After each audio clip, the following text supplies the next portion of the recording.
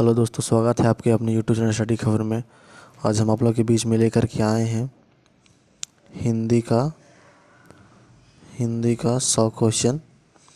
जो ये पूरे 100% आप लोगों के लिए महत्वपूर्ण क्वेश्चन है, जो कि मैट्रिक एग्ज़ाम में हिंदी में 100 में 100 करके आइएगा आप लोग। और आपको पूरा का पूरा 100 क्वेश्चन यहाँ से आपको देखना है और पूरा 100 क्वेश्चन जो है आपको याद करके ही रहना है, ताकि पूरा का पूरा 100 क्वेश्चन इंपॉर्टेंट क्वेश्चन है। और आज आप लोगों के बीच में हम जो ये 100 क्वेश्चन लेकर के आए हैं, ये जो 15 फरवरी से एग्ज़ाम हो रहा है मैट्रिक का, इसमें पक्का लड़ेगा। तो आइए हम एक एक क्वेश्चन करके देखते हैं। तो क्वेश्चन नंबर 1 है, श्रम विभाजन और जाति प्रथा के लेखक कौन है? श्रम विभाजन और जाति प्रथा के लेखक कौन है? तो क्वेश्चन नंबर 1 का यहाँ पे राइट आंसर हो जाएगा बाबा साहब भीमराव अम्बेडकर, पहला का ये। उसके बाद हम लोग देते हैं क्वेश्चन नंबर 2। क्वेश्चन नंबर 2 है, डॉक्टर अंबेडकर के पिता का नाम क्या था? तो आप लोग सब जानते होंगे, डॉक्टर बी.आर. अम्बेडकर के पिता का नाम था रामजी सकपाल। तो क्वेश्चन नंबर 2 का आंसर हो जाएगा यहाँ पे बी। उसके बाद आते हैं क्वेश्चन नंबर 3 पे। क्वेश्चन नंबर 3 क्या कह रहा है? आधुनिक सभ्य समाज कार्य कुशलता के लिए किसे आवश्यक मानता है? तो क्वेश्चन नंबर 3 के यहाँ पे राइट आंसर हो जाएगा ए, श्रम विभाजन। उसके बाद हम लोग आते हैं क्वेश्चन नंबर 4 पे।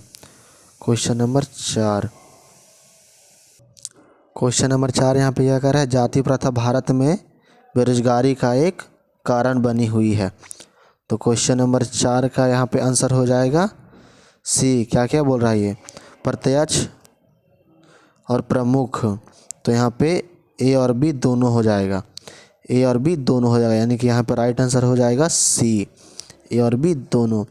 उसके बाद हम लोग आते हैं क्वेश्चन नंबर 5 पे।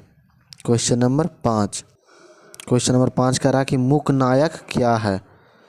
मूक नायक क्या है? तो क्वेश्चन नंबर 5 का यहाँ पर राइट आंसर हो जाएगा पत्रिका, बी।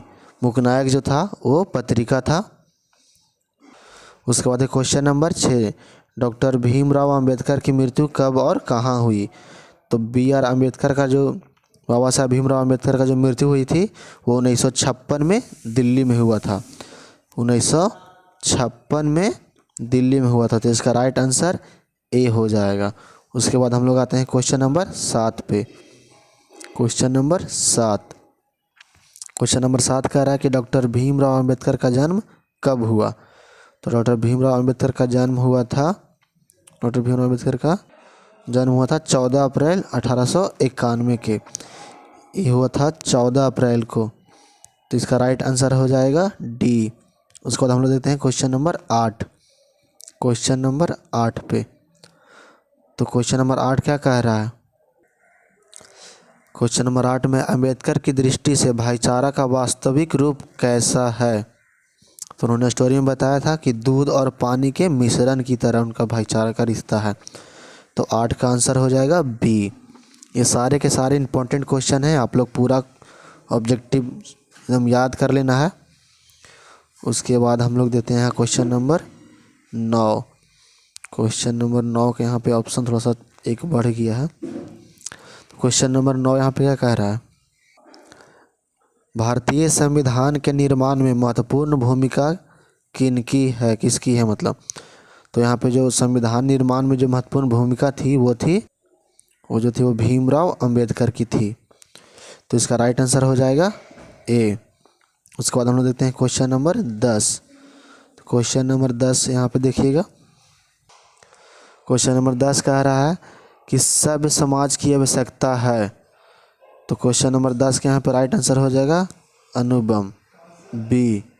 उसके बाद क्वेश्चन नंबर 11। क्वेश्चन नंबर 11, प्राथमिक शिक्षा प्राप्त करने के बाद अंबेडकर उच्च शिक्षा प्राप्त करने के लिए कहाँ गए थे? तो जो 11 का जो प्रश्न, तो अंबेडकर जी गए थे दक्षिण कोरिया। तो इसका राइट आंसर हो जाएगा सी। उसके बाद हम लोग आते हैं क्वेश्चन नंबर 12 पे। अंबेडकर चिंतन व रचनात्मक के लिए प्रेरक व्यक्ति थे। वो उसका आंसर हो जाएगा कबीर, ज्योतिबाई फूले, बुद्ध। तो इसका हो जाएगा तीनों, वो तीनों के लिए थे, तो इसका राइट आंसर हो जाएगा डी, जो कि होगा सभी। तो इसका यहाँ पे राइट आंसर है इनमें सभी, इसका राइट आंसर डी हो जाएगा। उसके बाद हम लोग देखते हैं क्वेश्चन नंबर 13। 13 है, जाति पाति तोड़क मंडल भाषण लाहौर में कब हुआ? तो जाति पाति तोड़क मंडल लाहौर में भाषण जो हुआ था वो हुआ था, ये जो हुआ था इसका राइट आंसर है सी, 1936 में हुआ था। उसके बाद हम लोग आते हैं क्वेश्चन नंबर 14 पे। क्वेश्चन नंबर 14 में कह रहा है कि श्रम विभाजन और जाति प्रथा क्या है? तो यह जो था एक निबंध था, इसका राइट आंसर सी हो जाएगा। उसके बाद क्वेश्चन नंबर 15। यह कह रहा है कि निम्नलिखित रचनाओं में से कौन सी रचना डॉक्टर अम्बेडकर की है? तो ये नहीं है, इनमें से सभी। तो इसका यहाँ पर राइट आंसर हो जाएगा डी, इनमें से सभी। ये है, तो इसका राइट आंसर हो जाएगा सभी। ये जो सभी रचनाएं आप देख रही हैं, ये सब रचना जो है डॉक्टर BR अम्बेडकर का है। उसके बाद हम लोग देते हैं क्वेश्चन नंबर 16 यहाँ पे। आधुनिक सभ्य समाज श्रम विभाजन को आवश्यक क्यों मानता है? तो यह जो है कार्य शुक्लता के लिए माना जाता है, कार्य शुक्लता के लिए, इसका राइट आंसर ए हो जाएगा। उसके बाद हम लोग हैं क्वेश्चन नंबर 17 पे। श्रम विभाजन और जाति प्रथा पाठ बाबा साहेब के किस भाग का संपादित अंश है? तो यह जो है एनहिलेशन ऑफ कास्ट का पार्ट था, एनहिलेशन ऑफ कास्ट का पार्ट था। तो इसका राइट आंसर सी हो जाएगा। उसके बाद हम लोग देखते हैं क्वेश्चन नंबर 18। क्वेश्चन नंबर 18 क्या कह रहा है? अम्बेडकर के भाषण एनहिलेशन ऑफ कास्ट को किस हिंदी में रूपांतरण किया? तो इसका जो है, तो ये जो है ललाई सिंह यादव ने किया था हिंदी में। तो इसका राइट आंसर हो जाएगा ए। उसके बाद हम देखते हैं क्वेश्चन नंबर 19। क्वेश्चन नंबर 19 में कह रहा है अम्बेडकर का जन्म किस परिवार में हुआ था? तो अम्बेडकर जी का जो जन्म हुआ था वह दलित परिवार में हुआ था। तो इसका राइट आंसर हो जाएगा सी। उसके बाद हम लोग देते हैं क्वेश्चन नंबर 20। लेखक को इस युग में कहाँ पर विडंबना दिखाई दिया? तो लेखक जो है उसको जातिवाद में विडंबना दिखाई दिया था। तो इसका राइट आंसर हो जाएगा ए। उसके बाद हम लोग देते हैं क्वेश्चन नंबर 21। क्या करा है? डॉक्टर अम्बेडकर के माता का नाम क्या था? तो डॉक्टर अम्बेडकर का माता का जो नाम था वो रानीबाई नहीं था, कुंती ये भी नहीं, शीलाबाई ये भी नहीं, भीमाबाई। इसका राइट आंसर हो जाएगा डी। अम्बेडकर के माता का जो नाम था वह भीमाबाई था। उसके बाद क्वेश्चन नंबर 22। क्वेश्चन नंबर 22 में कह रहा है डॉक्टर अम्बेडकर ने PhD की उपाधि कब धारण की? तो अम्बेडकर जी ने PhD की जो उपाधि है उन्होंने यह डिग्री 1916 में धारित किया था, 1916 में। तो इसका राइट आंसर हो जाएगा सी। उसके बाद हम लोग देते हैं क्वेश्चन नंबर 23। क्वेश्चन नंबर 23 क्या कर रहा है कि लेखक की दृष्टि में विडंबना किस बात का है? तो लेखक की दृष्टि में जो विडंबना थी वह किस बात की थी? लेखक की दृष्टि में विडंबना किस बात का है? तो ये क्वेश्चन तो इजी है, तो आप लोग याद रखिएगा क्वेश्चन नंबर 23 का जो आंसर है इसका आप लोग कमेंट में देना है इसका आंसर। तो 23 का आंसर एक छोड़ रहे हैं, आप लोग कमेंट में उसको दीजिएगा। 24 नंबर, लेखक की दृष्टि में आदर्श समाज कैसा होना चाहिए? तो 24 के यहाँ पे राइट देखिए आंसर जो है, तो 24 के यहाँ पे राइट आंसर हो जाएगा जिसमें स्वतंत्रता, समानता और प्रभुत्व का भाव हो। तो इसका राइट आंसर ए हो जाएगा। उसके बाद हम देते हैं क्वेश्चन नंबर 25। 25 नंबर देखिए, लेखक बेरोजगारी का प्रमुख और प्रत्यक्ष कारण किसे मानते हैं? तो जो लेखक था वह जाति प्रथा को प्रमुख और प्रत्यक्ष कारण मानता था। तो इसका राइट आंसर हो जाएगा सी। उसके बाद है क्वेश्चन नंबर 25 क्या कर रहा है? 26 नंबर में the castes in India there mechanism किनकी रचना है? ये इंपॉर्टेंट क्वेश्चन है, याद रखिएगा। इसका राइट आंसर हो जाएगा भीमराव अंबेडकर। इसका राइट आंसर हो जाएगा ए। और ये क्वेश्चन उम्मीद है कि 100% शायद हो सकता है आए। उसके बाद हम लोग देते हैं क्वेश्चन नंबर 27। क्वेश्चन नंबर 27 में क्या है, आर्थिक पहलू में भी जाति प्रथा है, तो यह हो जाएगा लाभदायक, हानिकारक, अनुकूल, इनमें सभी। इसका राइट आंसर हो जाएगा इनमें सभी। उसके बाद है क्वेश्चन नंबर 28। क्वेश्चन नंबर 28 है, डॉक्टर भीमराव अम्बेडकर का जन्म कहाँ हुआ था?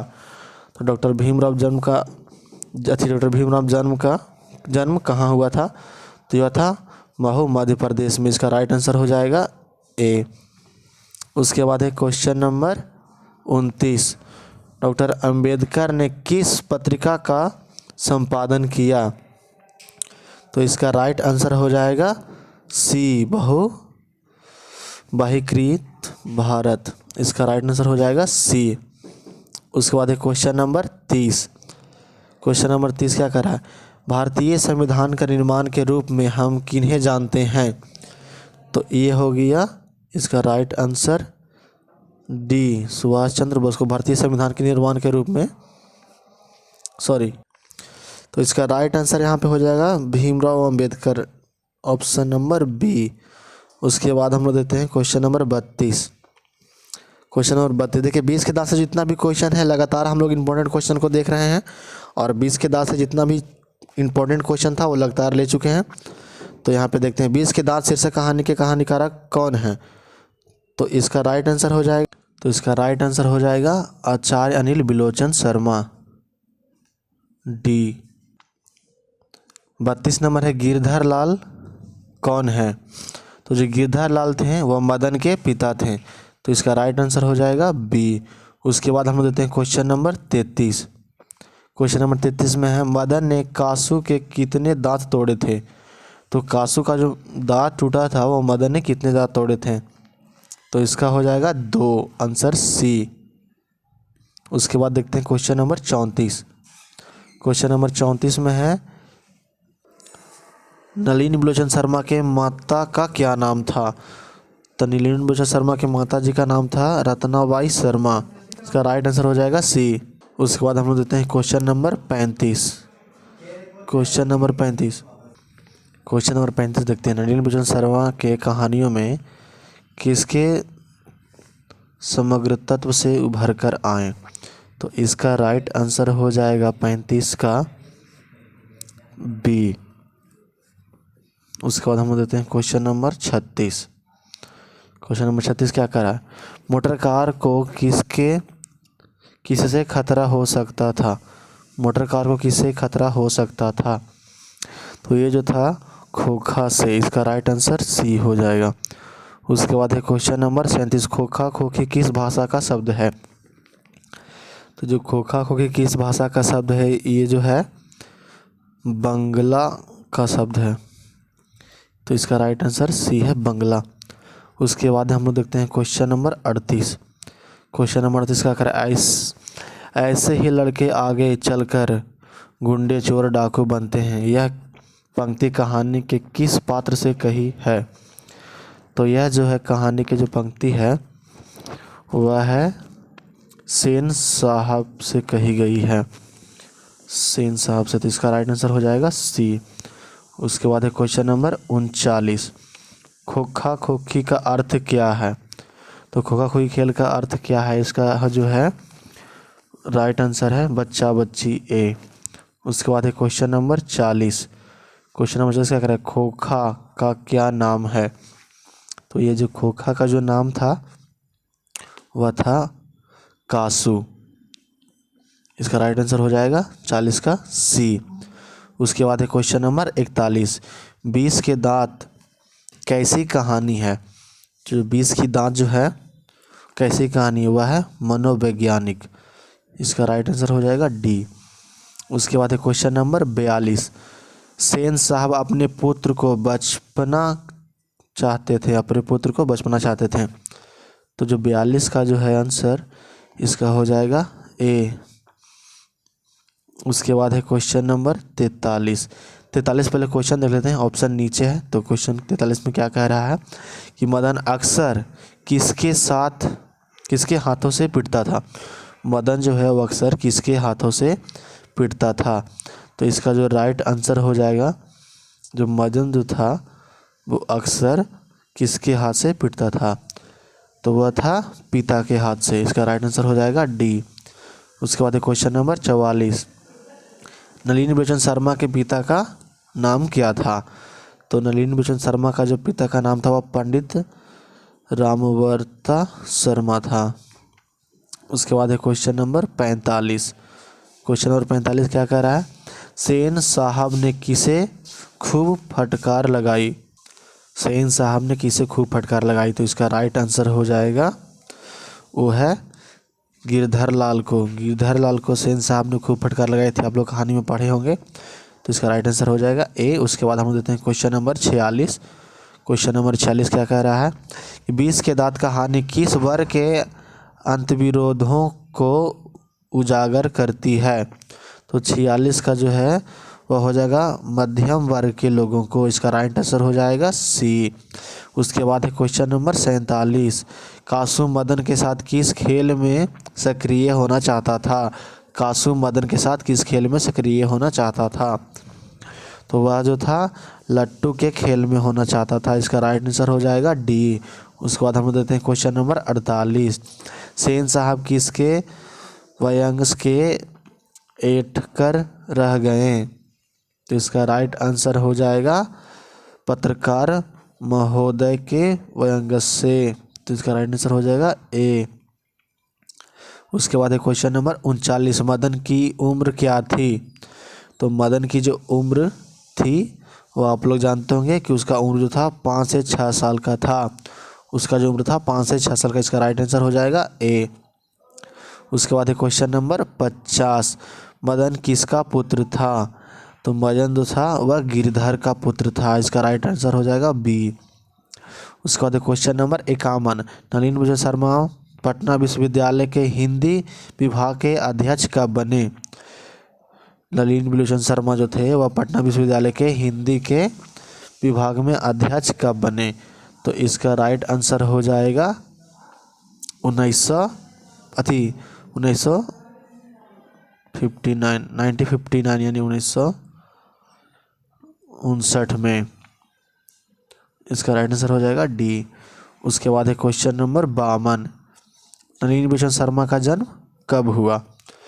तो इनका जन्म हुआ था 18 फरवरी 1916 को। इसका राइट आंसर हो जाएगा बी। उसके बाद है क्वेश्चन नंबर 53, नलिनी बिलोचन शर्मा की मृत्यु कब हुई। तो इसका राइट आंसर हो जाएगा, नलिनी बिलोचन शर्मा की जो मृत्यु हुई थी वह 12 सितंबर 1961 को। तो इसका राइट आंसर हो जाएगा ए। उसके बाद है क्वेश्चन नंबर 54, नलिनी बिलोचन शर्मा का जन्म कहाँ हुआ था। तो इनका जन्म हुआ था बदरघाट पटना। इसका राइट आंसर हो जाएगा सी। उसके बाद है क्वेश्चन नंबर 55, दृष्टिकोण किनकी रचना है। दृष्टिकोण किनकी रचना है, नलिनी बिलोचन शर्मा की। उसके बाद है क्वेश्चन नंबर 56, लड़कियां क्या है कठपुतलियां हैं, किससे इस बात पर गर्व है। लड़कियां क्या हैं कठपुतलियां हैं, किसे इस बात पर गर्व है। तो ये जो बात था वह माता पिता को गर्व था इन बात पे। तो इनका राइट आंसर हो जाएगा डी। उसके बाद है क्वेश्चन नंबर 55, कौओं की जमात में शामिल होने के लिए कौन ललक गया। तो 57 क्वेश्चन है कि कौओं की जमात में शामिल होने के लिए कौन ललक गया। तो इसका राइट आंसर हो जाएगा, तो यह जो था वह हंस था। इसका राइट आंसर हो जाएगा बी। उसके बाद हम लोग देते हैं क्वेश्चन नंबर 58, किसके अनुसार सेनों ने सिद्धांतों को भी बदल दिया। किसके अनुसार, तो वह जो था खोखा के अनुसार। इसका राइट आंसर हो जाएगा बी। आप लोग जल्दी जल्दी लाइक कर दीजिएगा और पूरा क्वेश्चन याद कर लीजिएगा। हर एक टॉपिक का 5-6 क्वेश्चन उठा करके लाए हैं और सारा का सारा क्वेश्चन इंपॉर्टेंट है। क्वेश्चन नंबर 59 क्या कह रहा है, सेन साहब की कितनी लड़कियां थी। आप लोग जल्दी से बताइए तो कमेंट में सेन साहब की कितनी लड़कियां थी। वह जो थी 5 लड़कियां थी। इसका आंसर हो जाएगा सी, 5 लड़कियां। उसके बाद है क्वेश्चन नंबर 60। सोफर शब्द का अर्थ क्या है? आप लोग कमेंट में बताइएगा सोफर शब्द का अर्थ क्या है। तो इसका हो जाएगा ड्राइवर। उसके बाद है क्वेश्चन नंबर 61। मैक्समूलर को वेदांतियों का देवती, मैक्समूलर को वेदांतियों का वेदांती किसने कहा? तो इसका जो है 61 का हो जाएगा स्वामी विवेकानंद जी ने कहा था। उसके बाद है क्वेश्चन नंबर 62। 62 क्या कह रहा है? दारिस नामक सोने के सिक्के से भरा घड़ा किसे मिला था? तो सोना का सिक्का से भरा हुआ जो घड़ा था वह किसे मिला था? वह मिला था हक्सर के। वह जो मिला था हक्सर को मिला था। उसके बाद देखते हैं question number 63। Question number 63। Meghdoot नामक पुस्तक का अनुवाद मैक्समूलर ने में किस भाषा में किया? तो जिसका पुस्तक का जो किस भाषा में किया था वह था जर्मनी भाषा में। इसका राइट आंसर हो जाएगा डी। उसके बाद हम लोग देखते हैं क्वेश्चन नंबर 64। क्वेश्चन नंबर 64 में है संस्कृत भाषा और यूरोपियन भाषा का तुलनात्मक व्याख्यान किसने दिया? यह था मैक्समूलर ने। इसका राइट आंसर हो जाएगा ए। उसके बाद है क्वेश्चन नंबर 65। 65 क्या कह रहा है देखिए, कठ और केन उपनिषद का अनुवाद मैक्समूलर ने किस भाषा में किया? इसका राइट आंसर हो जाएगा 65 का जर्मन में। उसके बाद है क्वेश्चन नंबर 66। क्वेश्चन नंबर 66 यहाँ पे है। क्वेश्चन नंबर 66, लिपजिंग विश्वविद्यालय में मैक्समूलर ने किस भाषा का अध्ययन किया? तो इसका राइट आंसर हो जाएगा सी, संस्कृत का। इसके बाद है क्वेश्चन नंबर 67। मैक्समूलर की मृत्यु कब हुई? देखिए आप लोग बताइए, आप लोग याद किए होंगे ना मैक्समूलर की मृत्यु कब हुई? तो जल्दी से आप लोग कमेंट में बताइएगा कि मैक्समूलर की मृत्यु हुई थी 28 अक्टूबर 1900 को, 1900 ईस्वी में। उसके बाद है क्वेश्चन नंबर 68। पारसियों के धर्म क्या नाम है? पारसियों के धर्म का क्या नाम है? आप लोग बताइए कमेंट में इसका क्या नाम था। इसका नाम क्या था?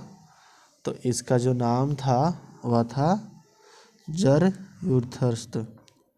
इसका राइट आंसर हो जाएगा डी। उसके बाद है क्वेश्चन नंबर 69।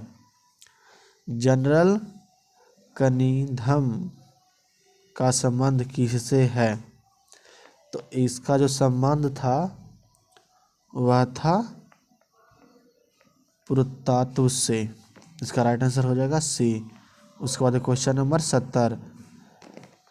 172 दारिस नामक सोने से सिक्का का घड़ा कहाँ मिला था? आप लोग ऊपर में भी क्वेश्चन ये वाला देखे थे कि सोने से बड़ा सिक्का जो था वह कहाँ मिला था? वाराणसी में मिला था। इसका राइट आंसर हो जाएगा सी। उसके बाद क्वेश्चन नंबर 71। महारानी विक्टोरिया ने नाइट की उपाधि प्रदान की। इसका राइट आंसर हो जाएगा यहाँ पे मैक्समूलर को। किसको किया था? मैक्समूलर को। उसके बाद है क्वेश्चन नंबर 72। नालंदा विश्वविद्यालय कहाँ पर स्थित है? तो ये तो आप इजी क्वेश्चन है, आप लोग कमेंट में बता दीजिएगा कि नालंदा विश्वविद्यालय का दोस्त कहाँ पर स्थित है। तो वह जो था आप लोग कमेंट में बताइए इसको जल्दी से, हम इंतज़ार कर लेते हैं थोड़ा। एकदम इजी क्वेश्चन है, सब जानते होंगे, खास करके बिहार के स्टूडेंट तो और इजीली बता देंगे बिहार में। इसका राइट आंसर हो जाएगा ए। उसके बाद है क्वेश्चन नंबर 73। क्वेश्चन नंबर 73 में क्या कह रहा है? निर्वंश विद्या का संबंध किससे है? तो 73 का यहाँ पे जो हो जाएगा राइट आंसर कि यह मानव विज्ञानों से है। इसका राइट आंसर हो जाएगा सी। उसके बाद क्वेश्चन नंबर 74। दारिस क्या है? दारिस क्या है? तो दारिस जो है वह सोने की प्राचीन कालीन सिक्का है। इसका राइट आंसर हो जाएगा बी। उसके बाद क्वेश्चन नंबर 75, मैक्स मुलर का जन्म कब हुआ? मैक्स मुलर का जन्म कब हुआ? ये जो हुआ था, इसका राइट आंसर हो जाएगा 6 सितंबर 1823 को। उसके बाद है क्वेश्चन नंबर 76। क्वेश्चन नंबर 76 देखिए, प्लेटो का संबंध किस देश से है? आप लोग कमेंट बताइए, भी इजी क्वेश्चन है। प्लेटो का संबंध किस देश से है? यूनान से। इसका राइट आंसर हो जाएगा डी। उसके बाद है क्वेश्चन नंबर 77, भारत में हम क्या सीखें कि रचनाकार कौन है? भारत में हम क्या सीखें कि रचनाकार कौन है? तो यहाँ पे देखिए ऑप्शन है, आप लोग जल्दी से बताइएगा। इसका जो राइट आंसर हो जाएगा, क्या कह रहा है, भारत में हम क्या सीखें कि रचनाकार कौन है? तो जी है मैक्स मूलर। इसका राइट आंसर हो जाएगा बी। उसके बाद है क्वेश्चन नंबर 78। क्वेश्चन नंबर 78 क्या कह रहा है? शहनामा का रचना काल क्या है? तो इसका जो है हो जाएगा 10वीं 11वीं सदी में। इसका राइट आंसर हो जाएगा 10वीं 11वीं सदी में, ऑप्शन नंबर बी। उसके बाद क्वेश्चन नंबर 69, संस्कृत का अग्नि शब्द लैटिन में किस रूप में मिलता है? तो 69 के यहाँ पे जो राइट आंसर हो जाएगा सी। उसके बाद है 80, क्वेश्चन नंबर 80। क्वेश्चन नंबर 80 देखिए, हकर्स थे वो क्या थे जी? 80 के यहाँ पे देखिएगा आप लोग, वनस्पति वैज्ञानिक थे वे वनस्पति वैज्ञानिक थे। तो इसका राइट आंसर हो जाएगा ए। उसके बाद question number 81, sir William zone ने भारत की यात्रा कब की थी? ये इम्पोर्टेंट क्वेश्चन है। इसका आंसर आप लोग कमेंट में बताइए जल्दी से, और लाइक कर दीजिएगा, सब्सक्राइब कर दीजिएगा। हम पूरे सिलेबस में जितना भी आप लोग का क्वेश्चन हो सकता है उतना लेकर के आएंगे आप लोग के बीच में। तो 81 के यहाँ पे राइट आंसर हो जाएगा डी, 1783 में। उसके बाद क्वेश्चन नंबर 82। 82 में क्या कह रहा है? मुंडा किस देश की जाति है? तो यह जो है इसका हो जाएगा answer Bharat, option number D. उसके बाद है क्वेश्चन नंबर 83, भारत से हम क्या सीखे पाठ में नए सिकंदर विशेषण किसके लिए प्रयुक्त हुआ है? तो इसका जो राइट आंसर हो जाएगा 83 नंबर का, वह युवा अंग्रेज अधिकारियों के लिए, युवा अंग्रेज अधिकारियों के लिए इसका राइट आंसर हो जाएगा सी। उसके बाद है क्वेश्चन नंबर 84, भारत कहाँ बसता है? ये कहानी का है, आप लोग इसको जल्दी से कमेंट में आंसर बताइए। तो भारत कहाँ बसता है, जल्दी से दीजिएगा इसका कमेंट में आंसर। यह है, इसका आंसर हो जाएगा गांव में। उसके बाद है क्वेश्चन नंबर 85, मैक्स मूलर का जन्म कहाँ हुआ? ये आप लोग को तो इजीली आप बता सकते हैं, इसको आप लोग जल्दी से कमेंट में बताइएगा आंसर 85 का। मैक्स मूलर का जन्म कहाँ हुआ? मैक्स मूलर का जन्म कहाँ हुआ? इसका राइट आंसर हो जाएगा बी, डिसाउ जर्मनी में। इसके बाद है क्वेश्चन नंबर 86, वारेन हेस्टिंग्स था, इसका राइट आंसर हो जाएगा भारत का गवर्नर जनरल। उसके बाद है क्वेश्चन नंबर 87, मैक्स मूलर के पिता का नाम क्या था? तो 87 के यहाँ पर राइट आंसर हो जाएगा ए, विलहेल्म मूलर। उसके बाद है क्वेश्चन नंबर 88। क्वेश्चन नंबर 88 आप लोग देखिएगा, प्रत्न मानव का अर्थ है, इसका राइट आंसर यहाँ पे हो जाएगा, आप लोग जल्दी से कमेंट में बताइएगा। इसका राइट आंसर होगा प्राचीन मानव, इसका राइट आंसर हो जाएगा सी। उसके बाद क्वेश्चन नंबर 89, किस वाराणसी के पास सोने के सिक्के से भरा एक घड़ा मिला था? ऊपर में ये वाला क्वेश्चन हम लोग देखे थे, इससे मिलता जुलता क्वेश्चन यही है, किस वाराणसी के पास सोने के सिक्के से भरा हुआ घड़ा मिला था? तो इसका जो राइट आंसर हो जाएगा वारेन के पास मिला था, इसका राइट आंसर हो जाएगा ये। उसके बाद है क्वेश्चन नंबर 90। तो 90 के यहाँ पे देखिए 90 क्या कह रहा है, किसके अध्ययन क्षेत्र में भारत के कारण नवजीवन का संचारण हो चुका है। तो यहाँ पे हो जाएगा नीति कथा। उसके बाद हो जाएगा क्वेश्चन नंबर 91, नाखून क्यों बढ़ते हैं निबंध। ये जो है एकदम इम्पोर्टेंट क्वेश्चन, ये हर बार क्वेश्चन आता है और इस बार भी उम्मीद है कि ये क्वेश्चन आए, नाखून क्यों बढ़ते हैं के निबंधकार कौन है। तो इसका राइट आंसर हो जाएगा डी, आचार्य हजारी प्रसाद द्विवेदी। उसके बाद क्वेश्चन नंबर 52, क्वेश्चन नंबर 52 देखिए यहाँ पे, द्विवेदी जी निर्लज अपराधी किसे कहा। वह जो थे नाखून को कहा था। ये कहानी आप लोग पूरा पढ़ लीजिएगा एक बार, इससे और भी क्वेश्चन आता है। उसके बाद है क्वेश्चन नंबर 93, कामसूत्र किसकी रचना है। तो 93 का इसका राइट आंसर हो जाएगा सी, वात्स्यायन की। उसके बाद है क्वेश्चन नंबर 94, क्वेश्चन नंबर 94 यहाँ पे देखिएगा, सी कथक का अर्थ होता है। सी कथा का अर्थ होता है मोम, इसका अर्थ होता है मोम। इसके बाद हम देते हैं क्वेश्चन नंबर 95, महाभारत क्या है। महाभारत क्या है, तो यह जो है एक पुराण है। इसका राइट आंसर हो जाएगा डी। उसके बाद है क्वेश्चन नंबर 96, किस देश के लोग बड़े बड़े नख पसंद करते हैं। किस देश के लोग पसंद करते हैं, तो वह जो है गौड़ देश के। इसका राइट आंसर हो जाएगा ए। उसके बाद है क्वेश्चन नंबर 97, 97 में क्या करा कि कौन छोटे नाखों को पसंद करते हैं। तो यह जो हो जाएगा दक्षिणतय। इसका राइट आंसर हो जाएगा ए। उसके बाद है क्वेश्चन नंबर 98, हजारी प्रसाद द्विवेदी का जन्म कहाँ हुआ। यह भी इंपॉर्टेंट क्वेश्चन है और उम्मीद करते हैं कि क्वेश्चन आप सभी को याद होगा और जल्दी से आंसर कमेंट में बताइएगा। हजारी प्रसाद द्विवेदी का जन्म कहाँ हुआ, यानी कब हुआ मतलब। तो इसका राइट आंसर हो जाएगा 98 का 1907 में।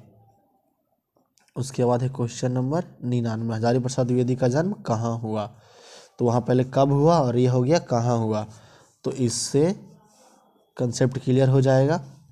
तो इसका जन्म कहाँ हुआ, हजारी प्रसाद द्विवेदी का जन्म कहाँ हुआ। इसका राइट आंसर हो जाएगा सी, बलिया उत्तर प्रदेश।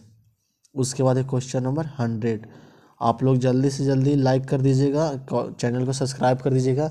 आने वाले और भी सब्जेक्ट का हम पूरा का पूरा ऑब्जेक्टिव इंपॉर्टेंट क्वेश्चन लेकर के आएंगे।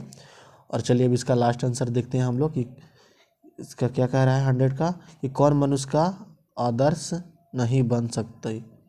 तो इसका राइट आंसर हो जाएगा बंदरिया। इसका राइट आंसर हो जाएगा बंदरिया। इसका राइट आंसर हो जाएगा बंदरिया। तो जल्दी से आप लोग चैनल को लाइक कर दीजिएगा, सब्सक्राइब कर दीजिएगा एंड अपने दोस्तों के पास शेयर कर दीजिएगा। तो उम्मीद करते हैं कि आप लोग को ये क्वेश्चन काफ़ी इम्पोर्टेंट और बेहतरीन लगा हो। तो मिलते हैं अगले क्लास में अगले सब्जेक्ट के साथ।